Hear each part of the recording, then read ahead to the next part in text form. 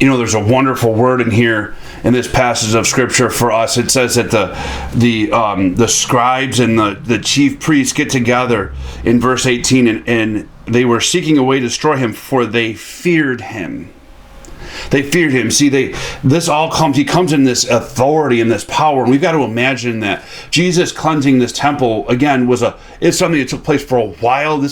Jesus was screaming and yelling and turning over tables. He was pronouncing his judgment and authority. And this would have been an awe-shocking experience for anybody to witness. But then the scribes and the Pharisees and the religious rulers of the time, they see that the people react positively to Jesus. They gather around him as he begins to then teach and to redeem authority of the temple, to reestablish what the temple actually is, regardless of what the religious leaders of the time took it. And so, or made it. So the religious leaders at the time realized that their authority is being lost to Jesus, and they become afraid.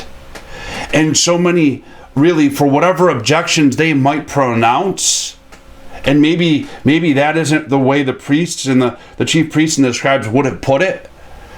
Maybe they would have said they're rejecting him for something else, but this is Scripture. It strikes on truth. The truth is they were afraid. And no matter what your objection to Christ might be, it really is, and the bottom line of it is, you're afraid to lose all authority of your life and all authority of your worldview, and submit completely and utterly to Jesus Christ.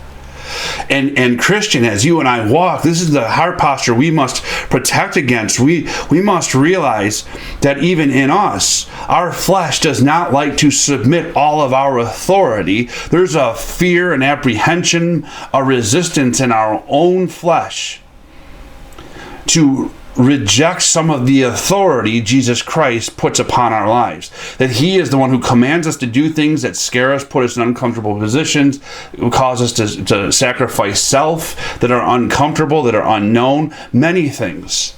And we don't respond by obedience because we're afraid, and we want to continue to have our own authority in our lives, at least to some degree. And sanctification is continuing to destroy that desire, continuing to deny self and the flesh's desire to want authority in our lives, and to surrender all authority to the one who has authority. You see, that's why peace, it's a way of peace, because the reality is that Jesus Christ is the one who has all authority. Now, whether I live in harmony with that or in collision with that is going to affect the way I live a great deal, and my level of contentment and peace. If I can live just surrendered to this truth, the truth that Jesus Christ is the authority, then of course I receive from that peace.